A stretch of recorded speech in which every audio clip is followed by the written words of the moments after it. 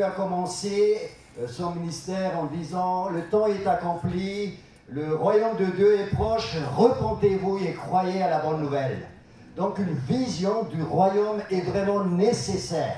Je rappelle un petit peu, pour ceux qui étaient là et pour nous rafraîchir un petit peu aussi, la mémoire, Jésus a parlé seulement 2 fois de l'Église dans les évangiles, dans Matthieu chapitre 16 et dans Matthieu chapitre 18, mais tout le temps il proclamait le royaume parce qu'il est roi.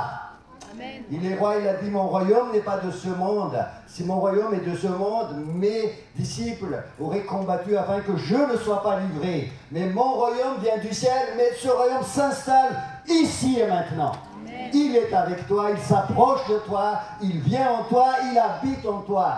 Hein, Jésus a dit dans Luc chapitre 17, verset 21, « Ce royaume est en toi. » C'est comme si le royaume se déplace, même si c'est invisible, parce que le territoire, hein, je disais hier, le territoire est invisible. On passe des royaumes des ténèbres vers le royaume du Fils bien-aimé. Ça se passe dans le monde spirituel, mais c'est réel. Tu rentres dans le royaume par la nouvelle naissance.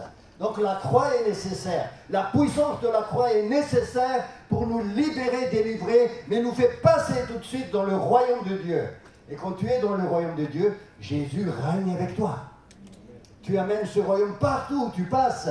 Dans les supermarchés, dans les transports, à l'école, au travail, partout. Tu es porteur du royaume de Dieu. Dis à ton voisin, je suis porteur du royaume de Dieu. À ta voisine, tu es porteur du royaume. Tu es ambassadeur de Jésus. Est-ce vrai ou pas vrai? Est-ce que la parole dit ça ou non? Donc je suis porteur, le roi des rois est avec moi. Amen. Je suis plus que vainqueur. Amen. Grâce à la puissance de la croix, il a dépouillé les autorités et les dominations, il les a livrées publiquement en spectacle, en triomphant d'elles. À la croix, la tête du serpent a été écrasée. Je vous ai donné la puissance de marcher sur les scorpions et sur les serpents et sur toute la puissance de l'ennemi, et rien ne pourra vous nuire. Jésus te donne l'autorité du royaume.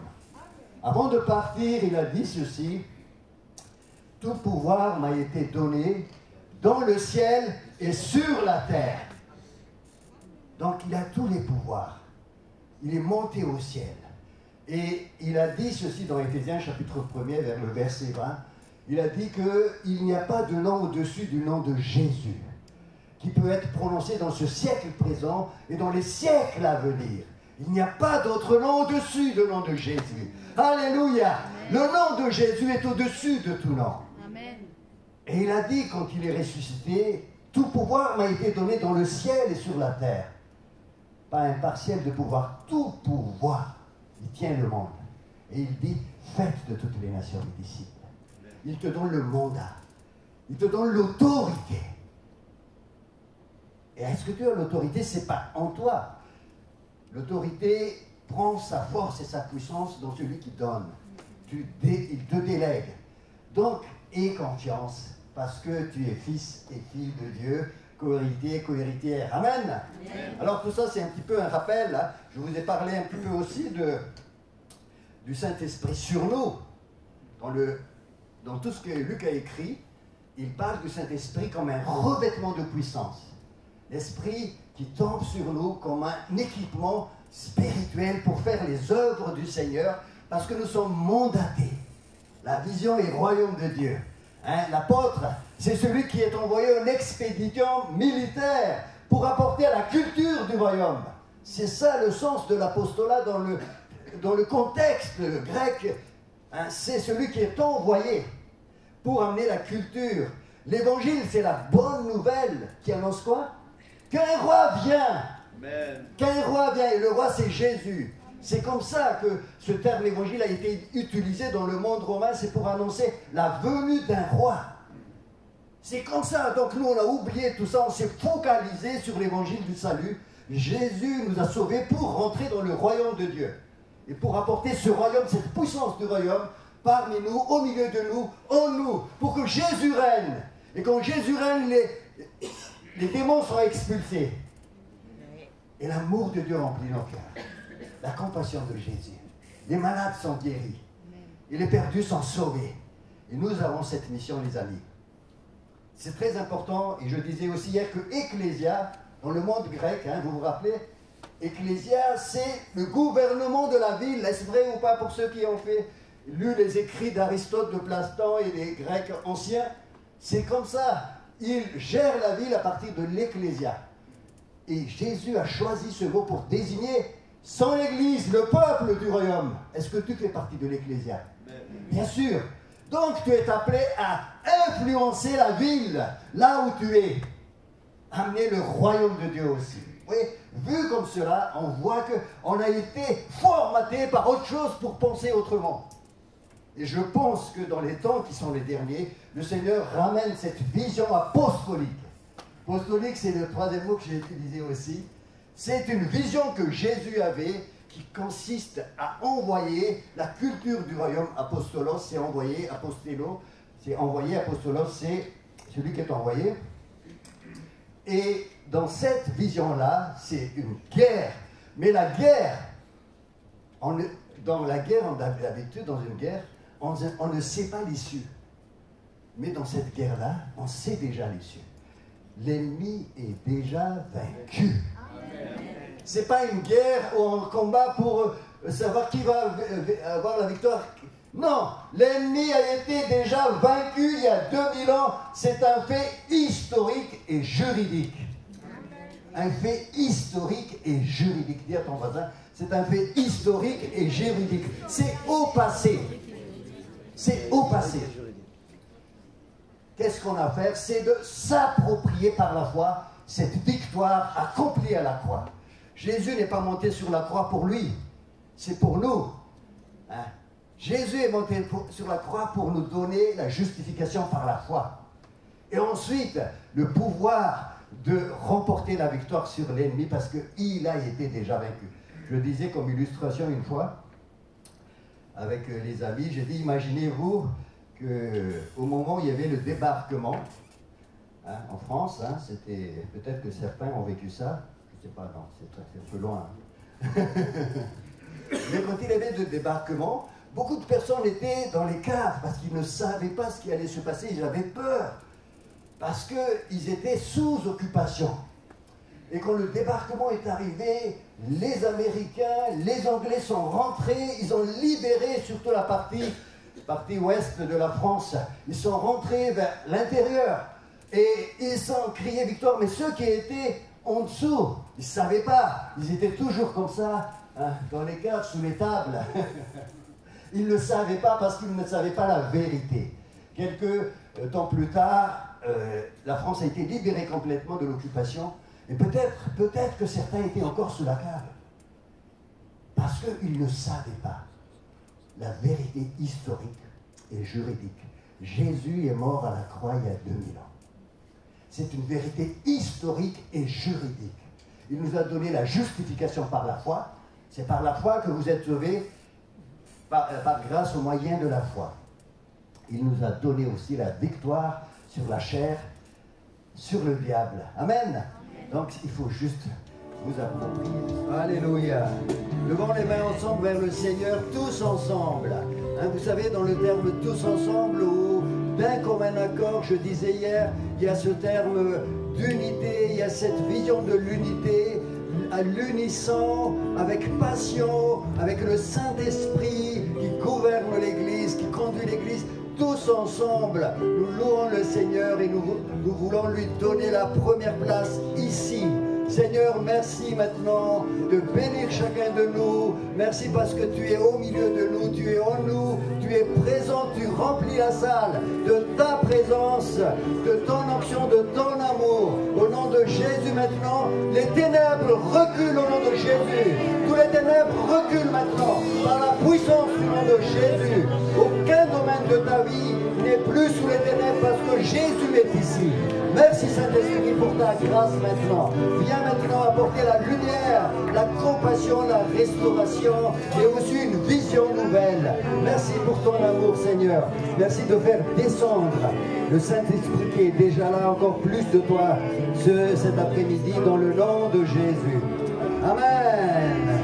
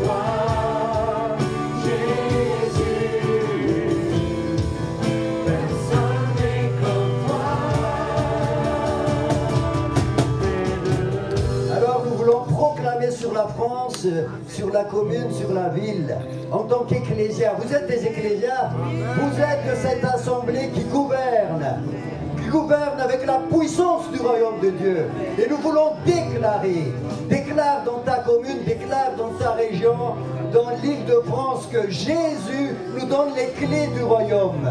Est-ce que tu as les clés du royaume? Nous avons les clés du royaume en tant qu'ecclésia.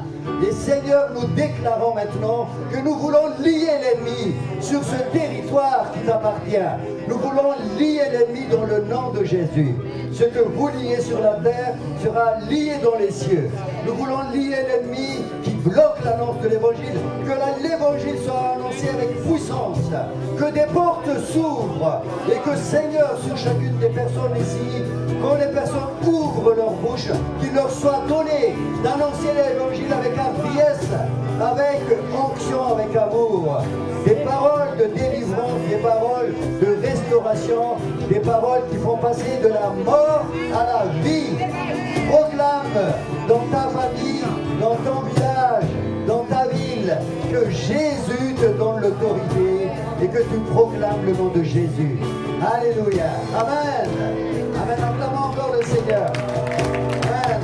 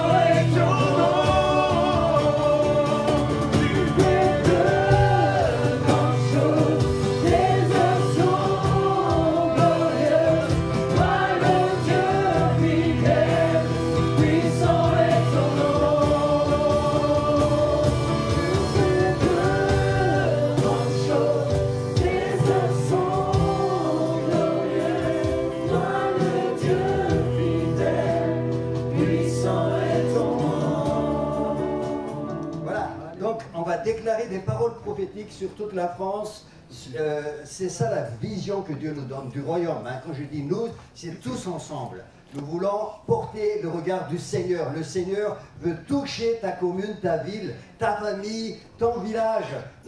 Là où tu es porteur du royaume. Amen. Amen. Dis à ton voisin, mais avant de dire à ton voisin, dis-toi d'abord à toi-même, je suis porteur du royaume. Porteuse du royaume. Alléluia. Et je porte la vision du Seigneur sur ma ville, dans ma ville. Et dis à ta voisine, à ton voisin, que toi aussi mon frère, toi aussi ma soeur, tu portes le royaume en toi.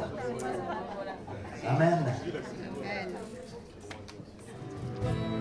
Ta présence en moi devienne réelle, que ta présence en moi devienne ma part. Je veux une autre dimension de toi. Que ta présence en moi devienne réelle, que ta présence en moi devienne ma part. Je veux une autre dimension de toi. Dimension du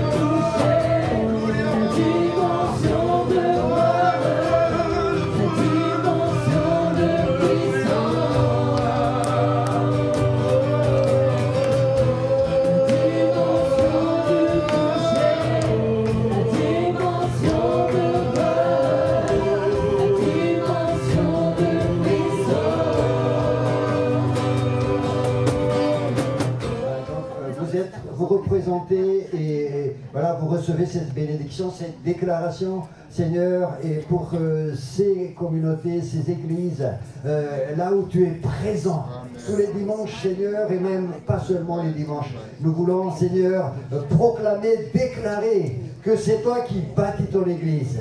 C'est Jésus qui fait croître. L'homme arrose, Paul arrose, Apollos plante, mais c'est Jésus. Seigneur, nous proclamons que tu bénisses ces églises, que tu bénisses, Seigneur, ces habitations de Dieu en esprit, temple du Saint-Esprit. Seigneur, c'est toi qui fais croître ton église. Et nous croyons que tu es en train de faire croître et de lever des ministères pour la bénédiction et pour toucher cette région, cette ville. Seigneur, merci de répondre puissamment. Ta puissance, ton amour, relève ton église en France. Dans le nom de Jésus. Et même les portes de l'enfer ne prévaudront pas contre elles. Alléluia. Amen.